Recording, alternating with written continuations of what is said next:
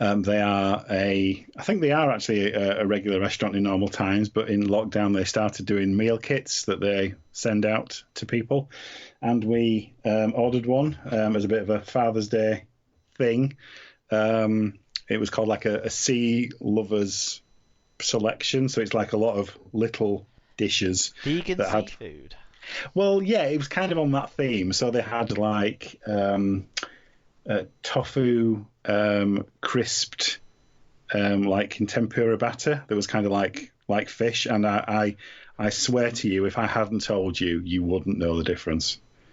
They were extraordinary.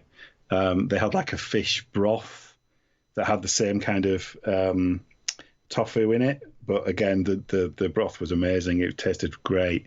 They had like fake scallops, which I didn't really like, but that's accurate because I never used to like scallops either. But Anna liked them, and she always used to like scallops. They sent bread, which was great. They sent this seaweed butter, which was amazing. I'm trying to get hold of some of that through some other means because it was so tasty.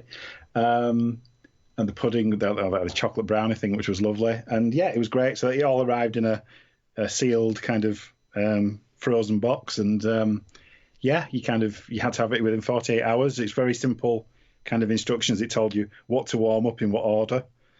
And yeah, it was lovely. It was really, really nice. So they do all kinds of different menus. But yeah, that was my recommendation because it was very tasty. Good stuff. Good stuff. I don't like seafood, so. Well, as I said, I think I struggle. They do like they've done a like a burger lovers version as well. So it's not just seafood. There are they'll kind of have like monthly themes, but then they also have things you can just order kind of just off the menu as well type thing. So yeah, it was reasonable value, I would say. It's kind of similar money. If you're going out for dinner, you'd kind of happily pay that price for two. So it's kind of a direct replacement. So it's more of a treat. It's not something you could have every week. But yeah, we really enjoyed it. Fair enough. I'll go TV recommendation. I don't know if you've ever caught The Real CSI. I think it's on BBC Two. I saw half of one episode and I enjoyed it, but it never got into my conscience enough to remind myself when it was on. Yeah. Well, weirdly, they've got like one episode from series 1 which completely passed me by. I didn't know it existed as series 1 on the iPlayer that you can watch, and then 5 episodes. I don't know if that's complete series 2 or so far in series 2. I'm not exactly sure, but 5 episodes from series 2. Some of them were completed sort of mid-lockdown, and then some of them have just come out the last couple of weeks. But if you like sort of crime stuff, I think it's a well-produced piece of work and enjoyable to watch. So I'd recommend that for any crime lovers out there. Is that a I'm just looking it up now. Is that like a co-production with the Open University? I don't know. They have a lot of experts sort of. Yeah, it is thing on it. So the BBC Two have got this. I'm just looking on the website now, and it's got Open University stuff all of it. The co-productions with the Open University that the BBC do, they're some of the best programs on the BBC.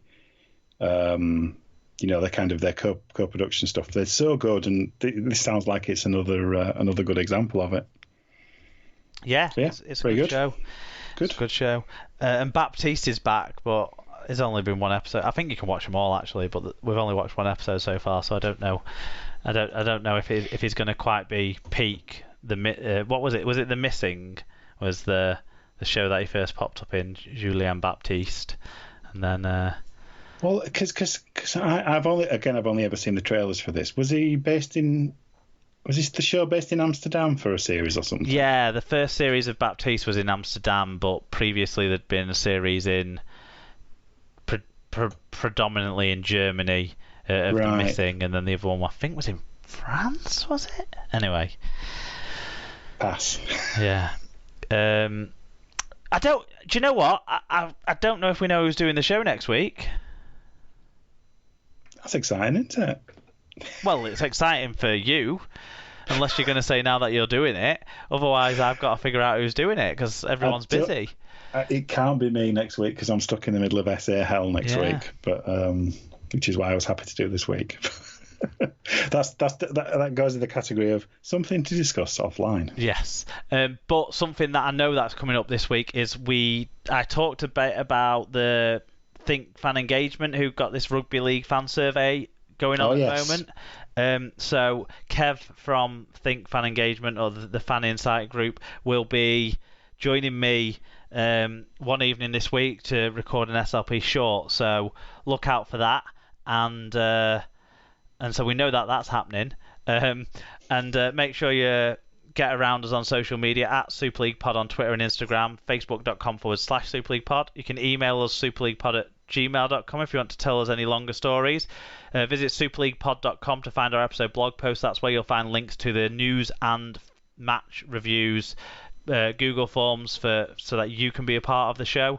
Search for the show on Spreaker, Apple Podcasts, Google Podcasts, Podcast Addict, Stitcher, Spotify, Overcast, anywhere else you find your podcast, and YouTube as well. Do you want to do the shout out to our friends? Yes, so Rob's Toy Shop. Enter SLP on checkout at Rob's Toy Shop on eBay and get 5% cash back on orders over £5. Plus give 1% cash back to SLP.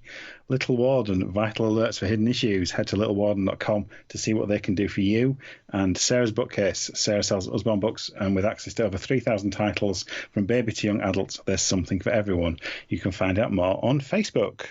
Great stuff. Please do support our friends. Look for links in the episode blog post on superleaguepod.com. And all that's left, I suppose, is to, congratulate everyone on a fantastic Challenge Cup final weekend with the 1895 thrown in there as well. And wish everyone all the best for Freedom to Catch COVID week. Be sensible out there, everybody. Yeah, and look forward to seeing more people in grounds, though, soon. Yes, yeah, no looking faces in nightclubs or anything like that, please. Good stuff. Ta-ra. See you soon.